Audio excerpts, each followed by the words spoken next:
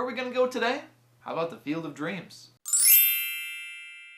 If you haven't heard of it, let me remind you of 1989 and a movie that came out in that year with the same name, called Field of Dreams. If you haven't seen the movie, let me explain a little of the plot. Basically, there's this guy, he gets these signs to say to build a baseball field. When they were shooting it, they actually shot on a cornfield in the middle of Iowa. And guess what? You can go and see that cornfield. The field is located in Dyersville, Iowa, which is 25 miles from Dubuque, Iowa, and over 200 miles from Chicago, Illinois.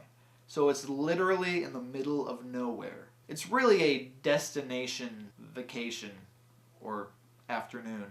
One good thing about it, it's actually free to get in. You should definitely bring a bat or a mitt or both if you play baseball, because they let you go on the field and you can just hit around the old ball and throw the old ball. I'm not a big baseball fan, so I just kind of watched other people participate. It's family friendly. I didn't hear any swears. Here's a weird thing about Field of Dreams. The property is owned by two different families. One of the families still owns it, but the other family sold their part to some like giant corporation. They have dueling souvenir stands on like the two, it's like divided down the middle or something.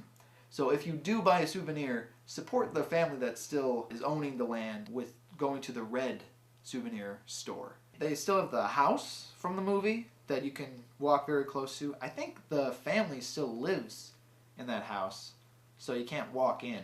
But, and you know they always talk about movie magic and all the fakery that goes on in movies? Well, it's actually a real cornfield. There's actual corn growing around the field. It's not plastic corn, it's not styrofoam corn or plexiglass corn. It is corn. So why would you go to the Field of Dreams? If you live in the Midwest and you have access to a car, if you like baseball and are doing one of those trips around the country to see different baseball fields, this might be on your list. Or if you like Kevin Costner a lot, then you should probably go here. This would be like on the top of the list of things to do that Kevin Costner was associated with, I would say. Well, that about wraps it up for Field of Dreams. So, till next time, keep traveling.